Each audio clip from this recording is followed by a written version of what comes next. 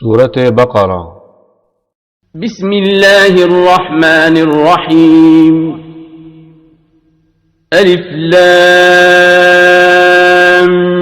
ميم. ذلك الكتاب لا ريب فيه هدى للمتقين الذين يؤمنون بالغيب ويقيمون الصلاة ومما رزقناهم ينفقون